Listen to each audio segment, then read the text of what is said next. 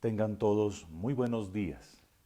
Quiero darles la bienvenida a este espacio de reflexión durante la Semana Santa, en el que quiero hacer con ustedes, compartir con ustedes dos momentos importantes. Uno de reflexión, que a su vez tendrá dos partes. Primero, un testimonio de algo que quiero compartirles por este medio, pero luego también una enseñanza. Y en segundo lugar, el segundo momento de los que quiero compartir con ustedes es, si ustedes lo tienen a bien y quieren por este mismo medio hacer algunas preguntas, las personas que están encargadas de hacer llegar a ustedes por este camino del Facebook la intervención actual, me las transmitirán y yo trataré de responder algunas. No podría decir que todas las puedo responder, pero sobre todo si son pertinentes al tema que vamos a tratar o si son de importancia para nuestra vida cristiana. Dos partes, una reflexión y un compartir con ustedes. Espero que estén allí. De todas maneras, quiero comenzar en el nombre del Padre y del Hijo y del Espíritu Santo, e invitándolos a un momento de reflexión con una lectura que seguramente muchos de ustedes conocen, pero que me parece importantísima para entender bien la Semana Santa. Vamos a leer el capítulo 2 de la carta a los Filipenses, sobre todo la primera parte. Dice así: Pablo a los Filipenses: Así pues os conjuro, en virtud de toda exhortación en Cristo, de toda persuasión de amor, de toda comunión en el Espíritu, de toda entrañable compasión, que colméis mi alegría, siendo todos del mismo sentir, con un mismo amor, un mismo espíritu, unos mismos sentimientos. Nada hagáis por rivalidad ni por vanagloria, sino con humildad, considerando cada cual a los demás como superiores a sí mismo, buscando cada cual no su propio interés, sino el de los demás. Tened entre vosotros los mismos sentimientos de Cristo, quien, siendo de condición divina, no retuvo ávidamente el ser igual a Dios, sino que se despojó de sí mismo, tomando condición de siervo, haciéndose semejante a los hombres y apareciendo en su porte como hombre. Y se humilló a sí mismo, obedeciendo hasta la muerte, y muerte de cruz. Por lo cual Dios lo exaltó y le otorgó el nombre que está sobre todo nombre, para que al nombre de Jesús toda rodilla se doble en los cielos, en la tierra, en los abismos, y toda lengua confiese que Cristo Jesús es Señor, para gloria de Dios Padre. Con esta palabra comenzamos nuestro primer momento de encuentro, una reflexión. Les dije que también en esta reflexión quería proponerles dos cosas distintas. El testimonio de por qué hago estas cosas. Resulta que cuando fui párroco, tiempo de mi vida que debo confesar que disfruté muchísimo, en mi segunda parroquia encontré una costumbre que no soy capaz de dejar pasar del todo. Recibí la parroquia de un sacerdote muy virtuoso que todavía nos acompaña y siempre es una fuente de inspiración para quienes lo conocemos. Y encontré una costumbre que no era muy común en la diócesis de la que provengo. Y era los ejercicios espirituales de Cuaresma. Entonces resulta que la quinta semana de Cuaresma se dedicaba a los ejercicios espirituales de las mujeres y la Semana Santa a los ejercicios espirituales de los hombres. Yo recuerdo haber recibido no solo esta tradición tan bonita de mis antepasados, de mis antecesores en esa parroquia, sino además de haberla continuado hasta el final. Y me pareció muy impresionante porque, por ejemplo, la semana que correspondía a los ejercicios espirituales de las señoras, de las mujeres en general, teníamos 3 conferencias diarias, una a las 10 de la mañana, otra a las 3 de la tarde y otra a las 6 de la tarde. Y era muy bonito porque venían en una gran cantidad. Debo decir que muchas veces se llenaban todas las bancas del templo y nosotros calculábamos que a ese templo le cabían unas 600 personas sentadas. Pues era tan bonito, la costumbre era que el viernes no se hacía la última charla, sino que los esposos o los padres de familia preparaban, en vez de la última charla, la misa de clausura la preparábamos como a las 4 de la tarde y ellos le preparaban una recepción a las señoras, a las mujeres en sus casas. Era una gran fiesta. Pero ellos volvían. Entonces, el domingo de Ramos, a las 8 de la noche, después de la misa de 7, era la primera charla para los varones. Y lunes, martes y miércoles santos, ellos tenían 3 charlas también. Una a las 11 de la mañana, otra a las 4 de la tarde y la otra terminando la misa de las 7 de la noche. Es decir, 7:30 de la noche, de 7:30 a 8:30. 3 charlas diarias. Y aunque por fuera me aconsejaban, no, suspenda eso ya no se hace, yo veía tanta gente que venía tan gustosa a escuchar la palabra de Dios, que no solo mantuve la costumbre, sino que yo mismo hacía como párroco la mayoría de las conferencias para poder como formar un poco a mi gente. Yo disfruté muchísimo eso. Desde hace 15 años con el ministerio episcopal he tratado de mantener esta devoción en mis catedrales, con 2 charlas diarias, porque sé que son lugares en donde no se ha acostumbrado esto y por supuesto no se llenan los templos, y solamente los días lunes, martes y miércoles santos, porque veo que pues no hay tanta costumbre de seguirlo, pero veo que siempre tengo grupos de entre 100 y 200 personas que están escuchando con gusto la palabra y que muchas veces, terminando el miércoles santo, la última de las conferencias, vienen a pedirme, pero ¿por qué no seguimos haciendo esto? Pues bien, ese es mi pequeño testimonio. Creo que tenemos que usar mucho tiempo para compartir los regalos que nos da la palabra de Dios y para educarnos, edificarnos mutuamente en la fe. Y por supuesto que el pastor tiene que tener sus espacios para conversar con ustedes.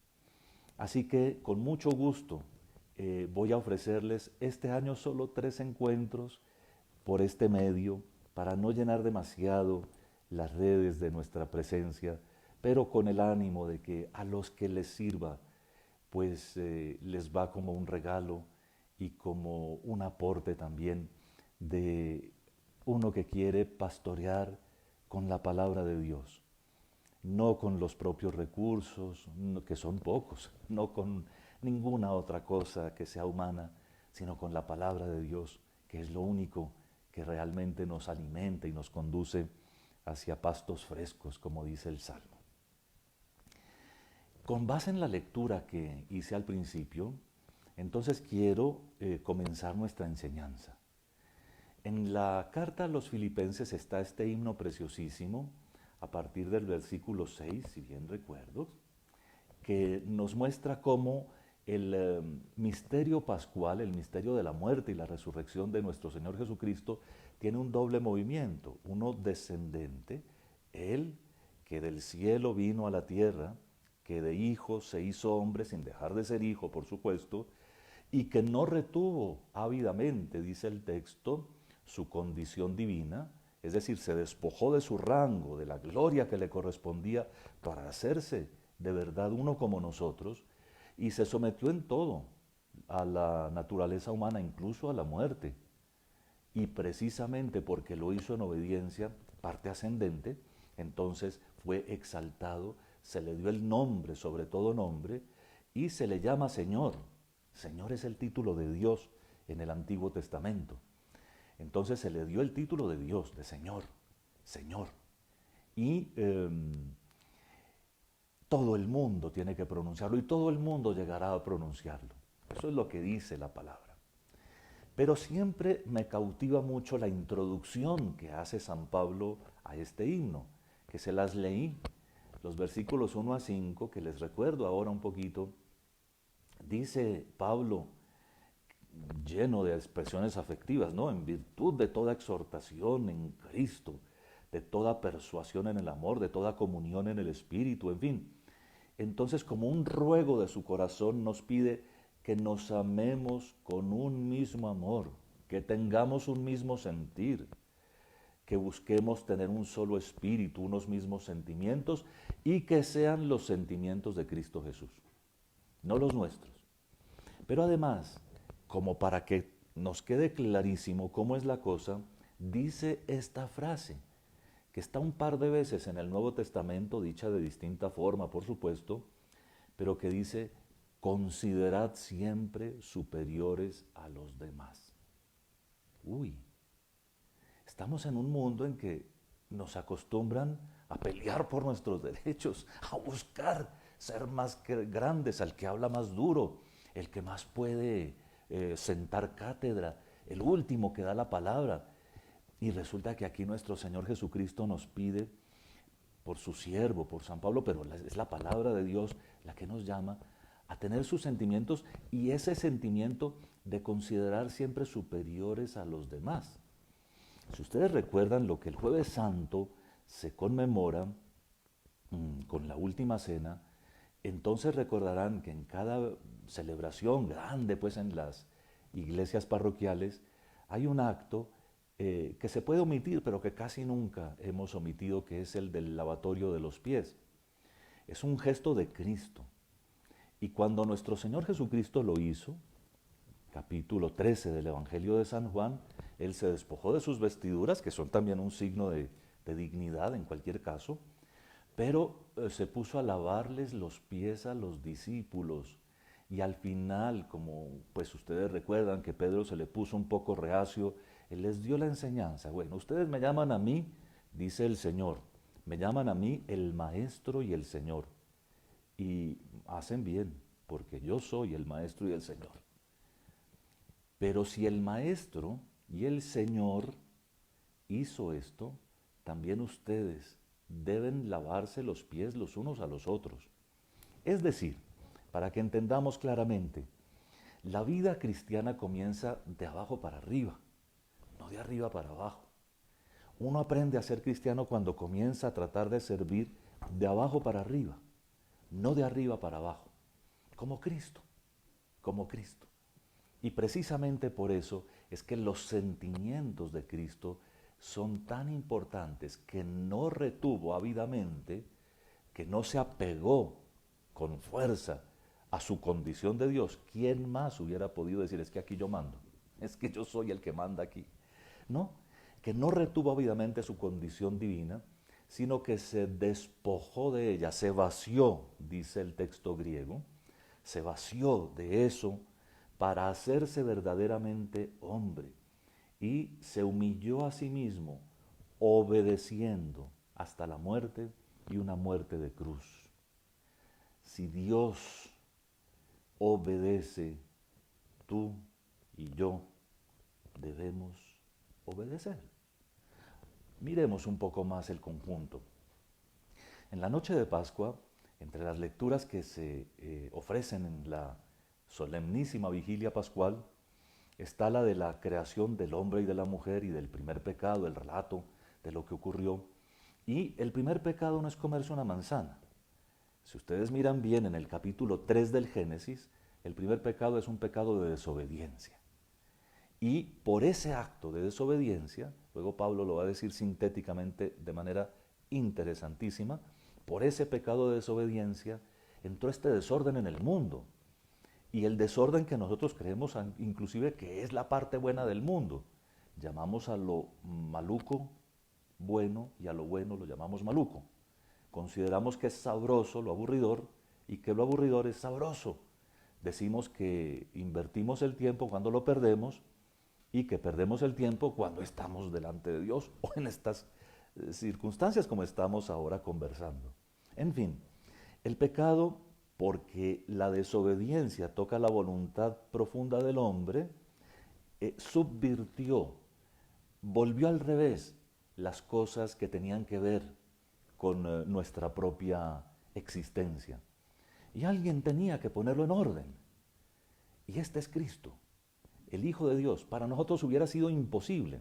Era tanto el desorden y tanto este creernos que lo maluco es bueno y que lo bueno es maluco, que finalmente nos quedaba imposible. Digamos que sí, había seres humanos, ¿no? Y siempre ha habido filósofos inclusive que han tratado de poner por su fuerza de voluntad una nueva marca. Pero los voluntarismos no son humanos, no todos pueden, ¿no? Una fuerza de voluntades no logra, o hace voluntad 3 o 4 días que después se cansa. Y otros habían simplemente renunciado, ¿no? Le toca a mi Dios hacerlo todo. Cristo, si ustedes lo ven bien y lo repasan toda esta Semana Santa, no se hace ni lo uno ni lo otro, ni es por la fuerza de voluntad, ni es por la claudicación, que todo lo haga Dios. Es en un medio preciso en el que el amor por el Padre se vuelve obediencia y esa obediencia lo pone a Él en el lugar de nuestra salvación, en el lugar en donde complace al Padre Celestial. A nosotros nos toca en esta Semana Santa aprender precisamente eso, aprender de Cristo su obediencia, su capacidad para estar en Dios, para estar en el Padre. Él es Dios, Él no se puede salir de Dios, ¿no? Él es Dios con el Padre y con el Espíritu Santo. Pero estar ahí, también como hombre, es para nosotros el camino abierto. Y por lo tanto, unidos a Cristo, no sin Él, podemos hacer ese camino de regreso, ese retorno que ya no es de fuerzas de voluntad, sino de estar en Él, de vivir en obediencia, de recibir de Él lo que Él pida. Y nos pide algo que no está fuera de nuestro alcance. Nos pide tener los sentimientos que Él tiene, compartirlos. La única manera de compartir con otros sus sentimientos es siendo amigo, ¿no? Pues esta Semana Santa se trata de eso, un llamado a la amistad con Jesús, un llamado a vivir con Él intensamente muchas cosas bellas y a saber que Él hizo por nosotros lo que Él sabía que nosotros no podíamos hacer y lo hizo con amor. A nosotros ya no nos tocará nunca un esfuerzo tan grande como el suyo, pero sí nos toca recibir de Él, por supuesto, todo lo que Él tenga a bien enviarnos o mandarnos. Para tratar de completar estos minutos antes de que comencemos con nuestras preguntas en solo 8 minutos, pues quería hoy completar este detalle con 2 cosas que ustedes han visto que se hace este año. Vean, en el catecismo, que ustedes pueden consultar muy bien, el Catecismo de la Iglesia Católica, libro que todos deberíamos tener en nuestras bibliotecas personales o familiares. Pero en el catecismo ustedes van a encontrar tanto el valor del acto de contrición como el valor de la comunión espiritual. Son 2 elementos muy importantes que este año, porque no nos podemos congregar, los hemos rescatado y que tenemos que vivirlos en toda su plenitud. El acto de contrición. Ustedes saben que para nosotros, desde los orígenes, es decir, desde el día de la resurrección, existe el sacramento de la confesión o de la reconciliación. En la tarde del día de la resurrección, nuestro Señor Jesucristo en persona, a los apóstoles, no a otros, les dio el poder de perdonar pecados. Si ustedes lo quieren confrontar, está en el capítulo 20 del Evangelio de San Juan. Allí nuestro Señor les dijo a ellos, reciban el Espíritu Santo. A quienes les perdonen los pecados les quedan perdonados y a quienes se los retengan les quedan retenidos. Pues bien, desde ese momento en la Iglesia se conoce el perdón de los pecados por obra del ministerio, del servicio del ministerio apostólico. Los apóstoles tienen sus sucesores que son los obispos y los apóstoles llamaron junto a sí a unos colaboradores, como nosotros los obispos tenemos nuestros colaboradores que son los presbíteros, los que conocen ustedes normalmente como sus sacerdotes.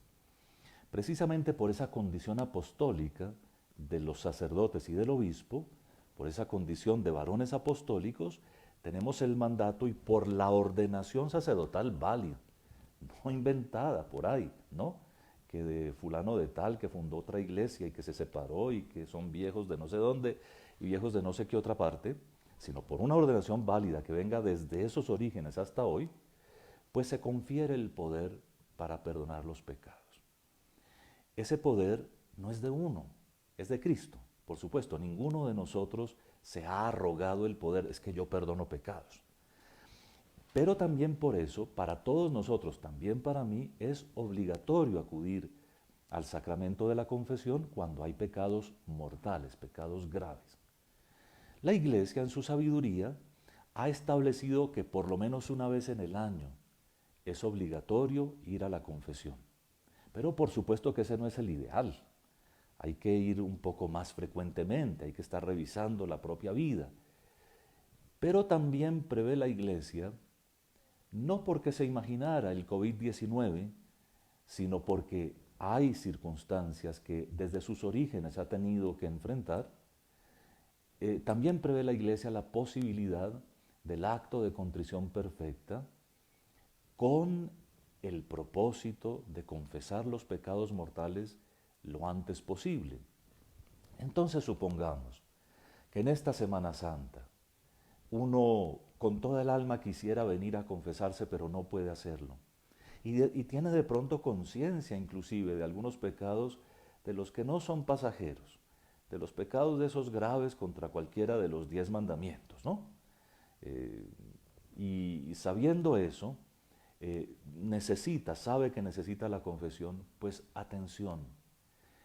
El buen mensaje, la gran noticia es que si tiene la intención de confesarse, apenas podamos superar esta situación difícil en la que estamos ahora inmersos, si tiene esa intención de confesarse, haciendo un acto de contrición perfecta, lo más perfecta que pueda un ser humano como nosotros, pues queda perdonado y queda en gracia de Dios, como si se hubiera confesado, con la obligación, repito, de apenas pase la situación que nos detiene, venir a confesar por lo menos los pecados mortales. En fin, lo que faltaría por aclarar es lo que es la contrición. Una cosa es el arrepentimiento, ¿verdad? Por el cual nosotros realmente nos movemos bien en el camino hacia Dios y hacia su alianza. Descubrimos que, pues no hemos hecho lo que hay que hacer. Y otra, la contrición, que es el sentimiento de pesar inherente al haber ofendido a un Dios tan bueno. Quienes tienen buenas relaciones de padres e hijos entienden muy bien esto. Porque cuando uno ofende a papá o a mamá, cuando uno ofende a alguien al que uno quiere mucho, uno aunque no quiera, entra un poco en tristeza, ¿no? A veces inclusive uno hasta como que tiene la razón, ¿no? A veces uno dice, bueno, es que aquí hubo pues una debilidad del otro y no sé qué. Y sin embargo uno queda triste porque uno no quiere esa situación, ¿no? Uno no quisiera ofender a las personas que ama. El que entiende eso, entiende lo que es la contrición. Y el que no lo entiende, pídaselo a Dios, porque es una gracia que a Dios le gusta dar. La contrición entonces es que, porque amamos a nuestro Señor, porque lo queremos con todo el corazón y con toda el alma, como nos lo pide el primer mandamiento, experimentamos sincero dolor de haberlo ofendido. Un acto de contrición puede inclusive ser de la voluntad. Señor, tú sabes que yo no siento en este momento lo que quisiera sentir, inclusive lágrimas por haberte ofendido. Pero yo te pido que me des la contrición perfecta, que me des el llorar mis pecados. Y te pido que aceptes este acto mío de voluntad, que quiere estar triste por haberte ofendido, como satisfacción, como remedio por mis muchos pecados. La contrición se puede hacer con una oración ya compuesta por otro o con una oración que uno mismo componga. ¿Cómo no le va a gustar a papá que uno diga, Señor, yo te quiero tanto que me duele sinceramente haberte ofendido? Te pido que me perdones y estoy seguro de que tu misericordia me acoge, me abraza, me envuelve como a un hijo querido. Y cuando hay un abrazo de estos, Padre Santo, ya no hay pecado. Amén. Pero también está el acto de contrición que todos conocemos. Jesús, mi Señor y Redentor, etcétera, o cualquiera otro. Lo importante cuando uno reza una oración que ya otro compuso es no rezarla como loro mojado, porque entonces la contrición no es perfecta. No, para que la contrición sea perfecta debe sentirse, Señor, yo de verdad siento, y si no quisiera sentirlo, verdadero dolor por mis pecados. Y quiero no volver a hacerlo.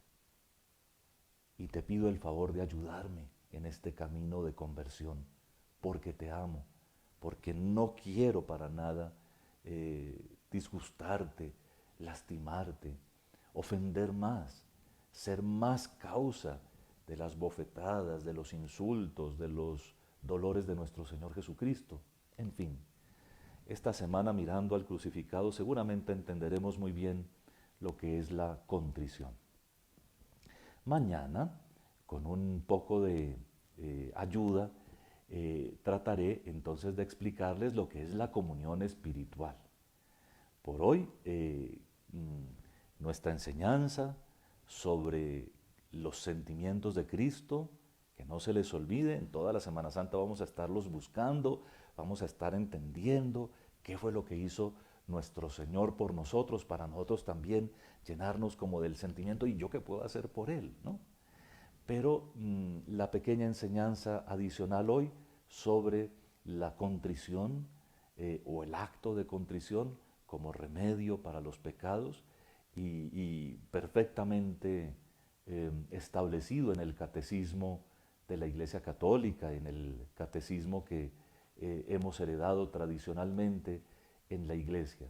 Se puede hacer un acto de contrición, se puede entrar en la reconciliación perfecta con Dios nuestro Señor por la fe, ciertamente, como lo anuncia también la palabra, como lo vivimos, pero el Señor Jesucristo, que nos dejó los sacramentos, quiere que en esta fe, además, celebremos el misterio de su reconciliación, que es el sacramento de la confesión. Veamos a ver si algunos me han hecho alguna pregunta. Entonces, por supuesto que aquí tenemos algunas.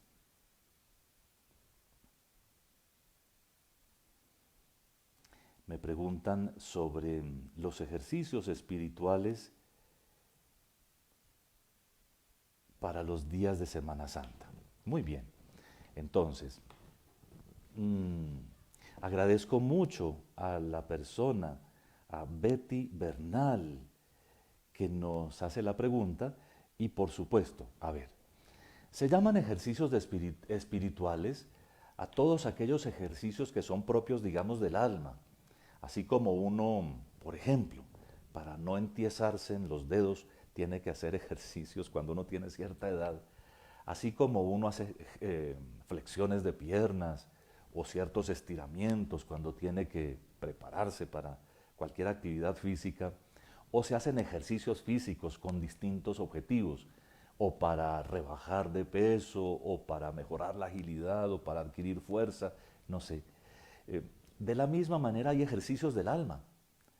Y fíjense que un almita que no se ejercita es un alma que se va viendo por ahí como que no tiene fuerzas ni vigor. Una analogía interesante podría hacerse con esas personas que se quedan todo un día, son capaces de quedarse todo un día viendo televisión, ¿verdad?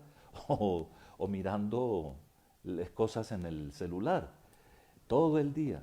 así se ven, ¿no? Como doblados y con la forma del sofá que tienen detrás, ya como forma, hasta cuando caminan, caminan con forma de sofá.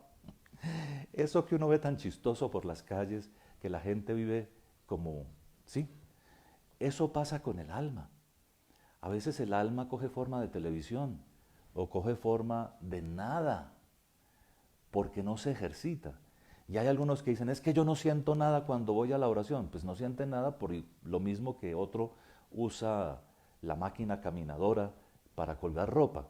Es que como él necesita ejercitarse el alma, cuando no se ejercita, se va como anquilosando y se le van haciendo más difíciles las cosas que tendrían que ser deliciosas, que tendrían que ser fáciles.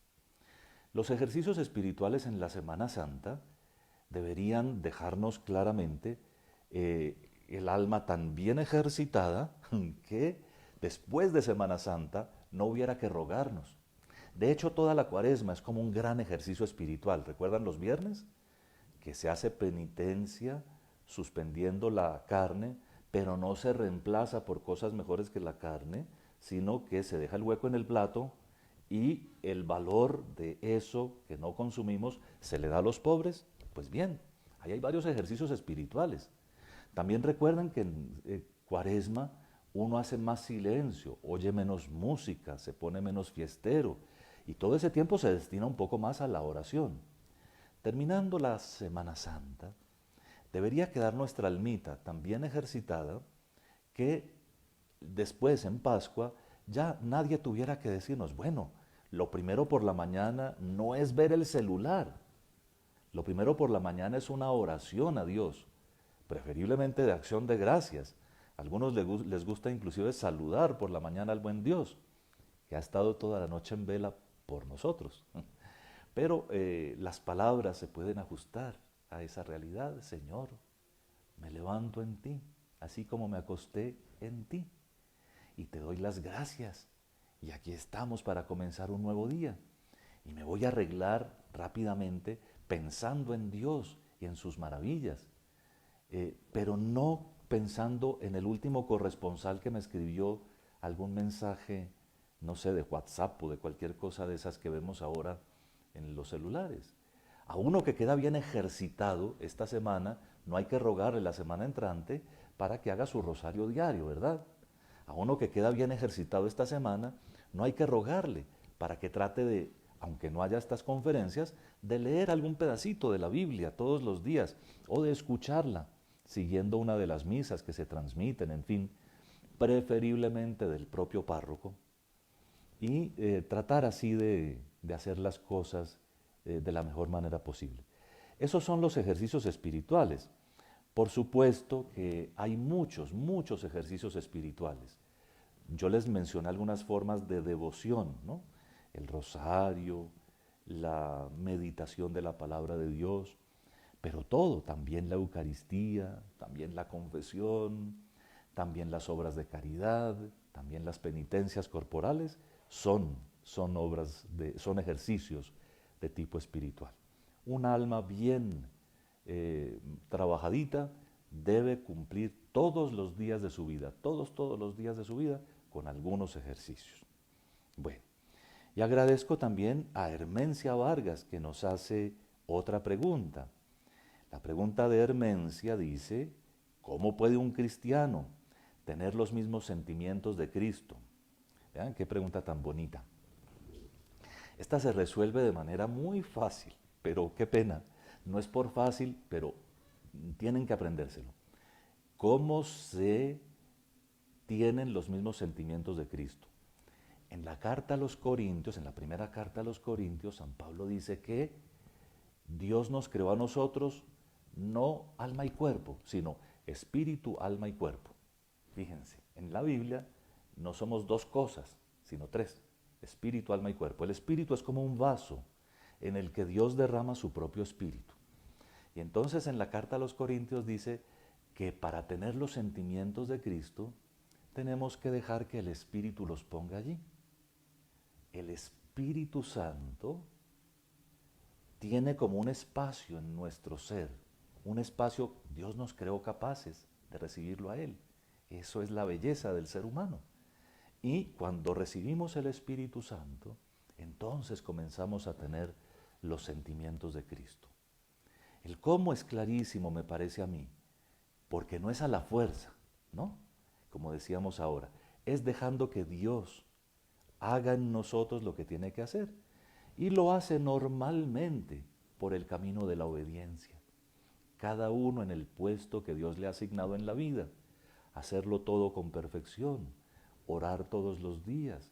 Corregirse uno todos los días. Y uno aprende a escuchar las voces del Espíritu Santo cuando va todos los días revisando su alma, viendo aquí una cosita que cambiar, allí otra, y haciendo pequeños esfuerzos, pero siempre dejándole al Señor hacer Él la parte principal. Entonces, la respuesta es, el Espíritu Santo es quien nos comunica los pensamientos de Cristo y los sentimientos de Cristo. Lo de los pensamientos es una ñapa para Hermencia y para todos, porque allí dice San Pablo eso. Y yo les digo esto, cuando uno sigue la doctrina de la Iglesia, uno tiene también el pensamiento de Cristo. Así que eso lo da el Espíritu Santo. Bien, tenemos otra pregunta. Juan Mora. Y nos pregunta, ¿se puede poner un pan al frente del dispositivo como si fuera el cuerpo y la sangre de Jesús? ¿Se puede hacer? Bueno, a mí me parece que es mejor no hacerlo. Es mejor no hacerlo porque no conviene que nosotros confundamos las cosas. De hecho, una cosa que está muy interesante en esta pregunta es que he visto que en algunas partes les ponen a los 12 apóstoles del Jueves Santo, los niños o los señores que ponen para que les lavemos los pies, les ponen pancitos, panecitos y copitas de vino u otra cosa, y algunos se comen eso pensando que es el cuerpo y la sangre del Señor, y no. Hay que tener mucho cuidado que no se nos confundan las cosas. Y entonces es mejor no duplicar signos, no duplicar los signos. Aquí en este punto, cuando uno sigue por estos medios la celebración, hay cosas que conviene hacer y cosas que no.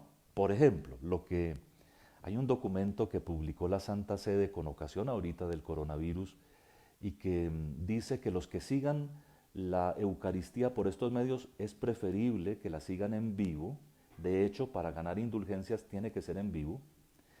Pero además, lo que tienen que hacer es evitar cualquier actitud, cualquier cosa mundana en el recinto en donde están. Es decir, no se podría, como digamos, en el comedor, estar uno comiendo y además viendo la misa. Eso no funciona. O como hacen algunas más deportivas que otras, que ponen en el televisor de la cocina la misa y van haciendo cosas y trabajándole al almuerzo y además oyendo la misa. Para que las cosas valgan un poquito más espiritualmente, tenemos que ajustarnos. Yo diría que las cosas que se pueden hacer, por ejemplo, si uno en vivo, está, por ejemplo, siguiendo algo como el acto del Papa de aquel viernes interesantísimo, el 27 de marzo, homilía que hay que volver y volver a leer, uno puede arrodillarse delante del Santísimo Sacramento, uno puede arrodillarse para recibir la bendición del Papa. Cuando se ve la misa por estos medios, uno puede ponerse de pie, uno puede ponerse de rodillas, uno puede estar en silencio, uno puede responder las cosas, pero es mejor no duplicar signos y sobre todo no sentir que a las cosas materiales por estos medios les caen bendiciones espirituales, ¿verdad? Para evitar duplicar signos que después se pueden prestar para confusión en algunas mentes un poquito más débiles. De todas maneras, lo que nos ayude a vivir en la gracia de Dios, siempre consultado con sus párrocos, pues es bonito, ¿no? Bien. Alguien nos hace una pregunta, tiene un nombre que no, que es nombre para su página, pero no nombre personal. Dentro del doble movimiento del misterio pascual, ¿cómo podemos ejercitar nuestro compromiso misionero como respuesta al llamado que Dios nos hace? Ah, bueno, Entonces ya veo que es un teólogo el que nos hace la pregunta. Muy bien. Cristo es la misión del Padre. Me hago entender. Cristo es el Hijo de Dios. Su condición de ser enviado por el Padre no se le quita. Él es la palabra que se ha hecho hombre, la palabra encarnada, y su condición de enviado la mantiene siempre, siempre. Es decir, Él es misión, Él es misionero del Padre, Él es el Salvador del mundo por misión. En el doble movimiento de Cristo, en su descenso y en su ascenso, se puede entender muy bien la misión del cristiano, de cada uno de nosotros. Y comparando y no igualando, pero bien acompañados por Él, con Él vamos al mundo siempre.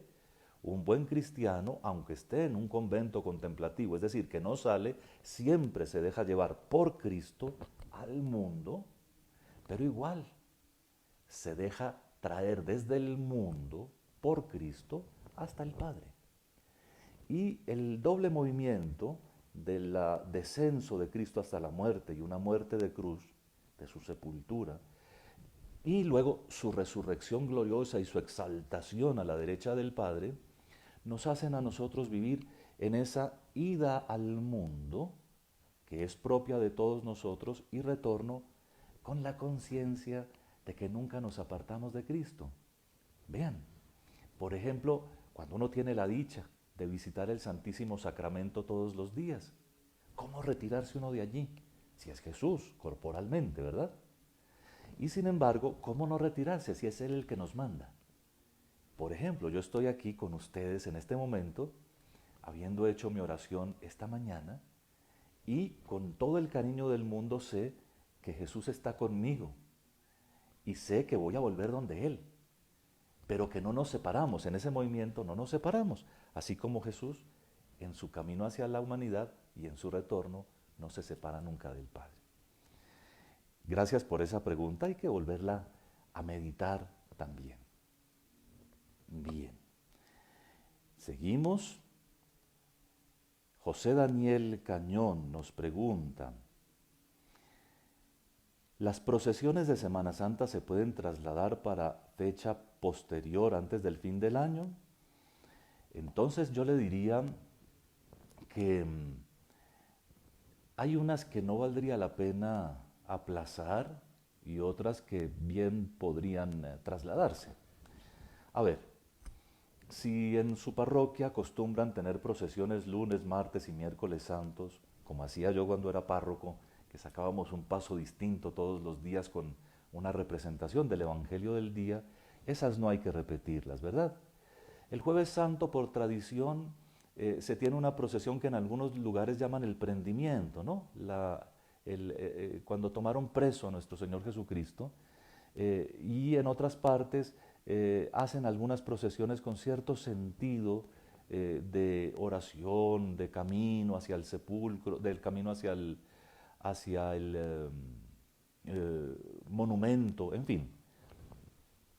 Esa no valdría la pena.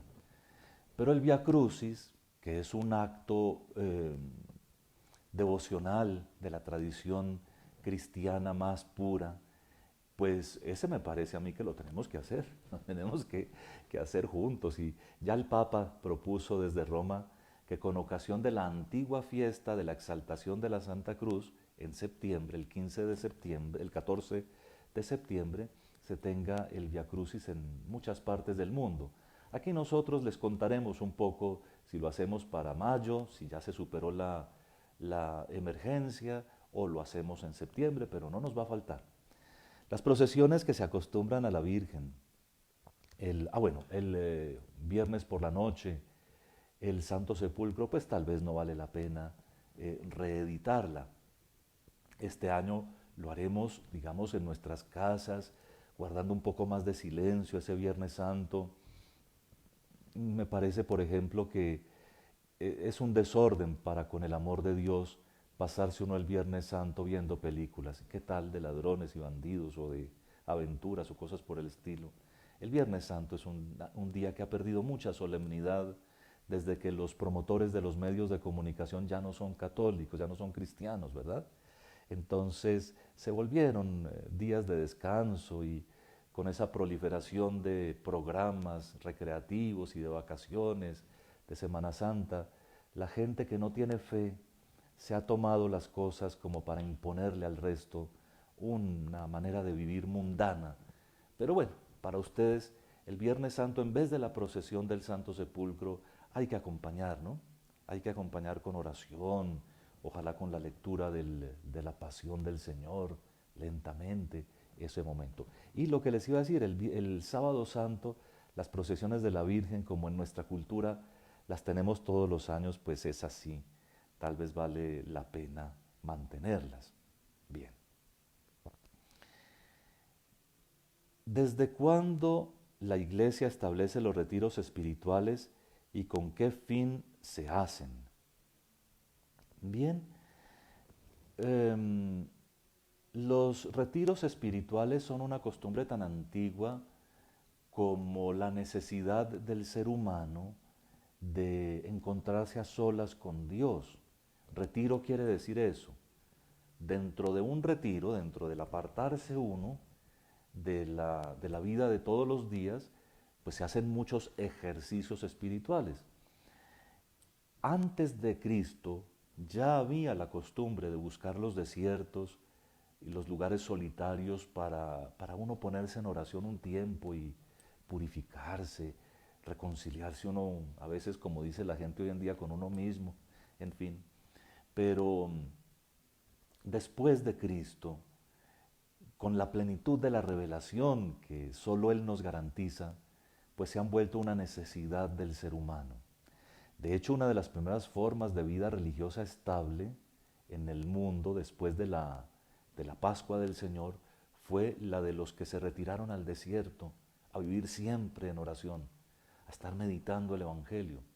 Y no fue que se dedicaran solo a la oración, ellos también hicieron comunidad y salían a los pueblecitos vecinos a enseñar lo que aprendían en su oración, pero vivían en una especie de retiro permanente. Lo que yo les ofrezco en esta Semana Santa son ejercicios espirituales, no retiro. Para el retiro tendríamos que irnos a un lugar, retirarnos a un lugar, pasar 2, 3 días, un día de retiro también se puede hacer. Y en ese retiro, entonces tener muchas predicaciones, actos piadosos, celebraciones sacramentales. El retiro es una cosa y los ejercicios espirituales son otra. Muy bien. Creo que vamos llegando hacia el final de nuestro tiempo, pero todavía hay algunas preguntas.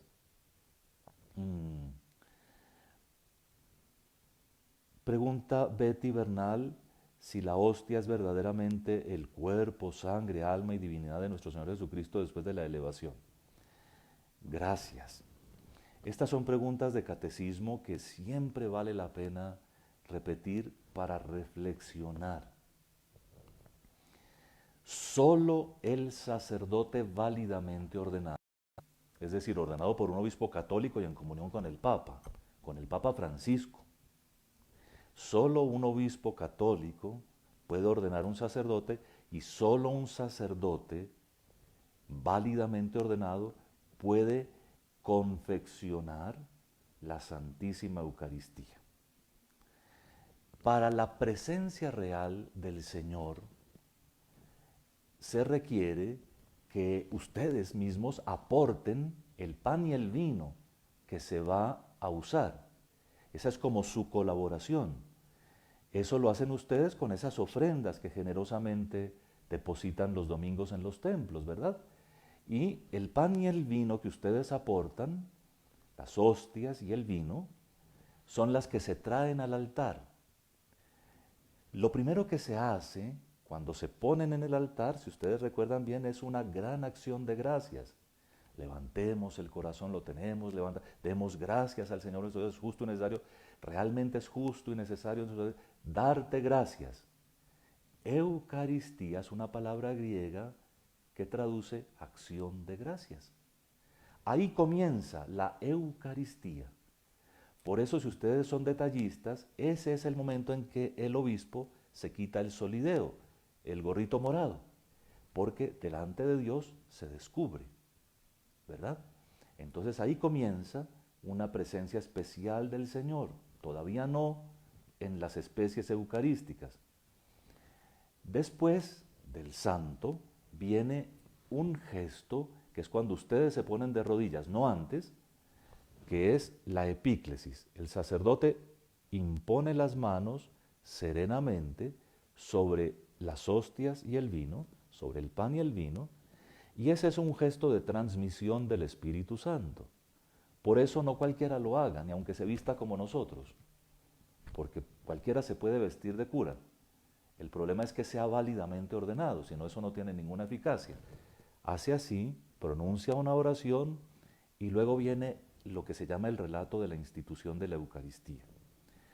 Jesús se hace presente no en el pan, sino en vez del pan. No en el pan, en las hostias, eso vamos a decirlo con toda precisión a continuación.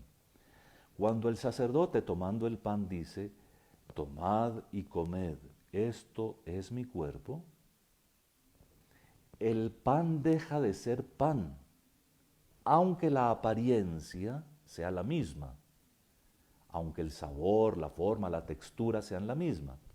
El pan deja de ser pan y se transforma todo él en el cuerpo, la sangre, el alma y la divinidad de nuestro Señor Jesucristo, es decir, en Cristo vivo. Todo él es Cristo. No es que dentro del pan se meta Cristo, no. No es que se signifique, no. No es que se ponga sobre él, como dicen algunas iglesias separadas de la Iglesia Católica, no. No, no, no, no, no. Es que se transforma, eso se llama transubstanciación. Todo lo que es substancia de pan deja de serlo y subsisten, ¿cierto? Se quedan las formas externas, pero la sustancia ahora es Cristo. Cristo es el que está allí. Por eso, delante de Él nos arrodillamos, ¿cierto? Y por eso Él es verdadero el alimento de vida eterna, que Jesús mismo llama el pan de vida. Bueno, en el vino ocurre lo mismo. Aunque huela y sepa a vino, cuando el sacerdote dice, el sacerdote válido dice, tomad y bebed todos de él, porque este es el cáliz de mi sangre, en ese instante, el vino deja de ser vino y se convierte en la sangre del Señor. De tal manera que a partir de ese momento y permanentemente, ese que era pan y ese que era vino, comienzan a ser el cuerpo y la sangre santísimos de nuestro Señor Jesucristo. Ahora bien, como es Cristo vivo, en el cuerpo están su cuerpo, su sangre, su alma y su divinidad, es decir, toda su persona. Y en el vino está su sangre, su cuerpo, su alma y su divinidad, todo él, porque él está vivo. Y por eso lo rodeamos de gestos de tanta delicadeza. Por eso solo se lleva al sagrario, a la cajita, debidamente adornada y con la velita encendida siempre, se lleva allí el cuerpo del Señor con dos finalidades, dice la Iglesia, para que comulguen los enfermos, para que puedan recibir la Sagrada Comunión los que no se unen a la celebración sagrada, y para que los fieles presten a Él su adoración. Vamos a comenzar a terminar ya nuestro encuentro del día de hoy. Yo les agradezco muchísimo sus preguntas y algunos me va a tocar pedirles el favor que las dejen para mañana. Digamos que mañana, ya viendo que sí hay como el interés, vamos a garantizar que este espacio también tenga su preponderancia. Franciginet Varón nos escribe y nos pregunta,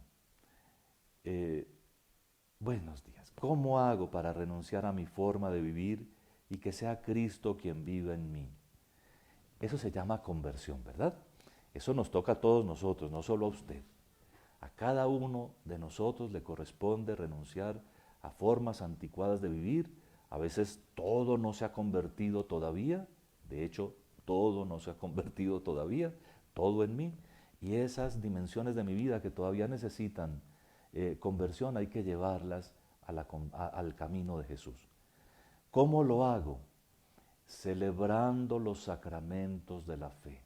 Primero, confesiones bien hechas y periódicas.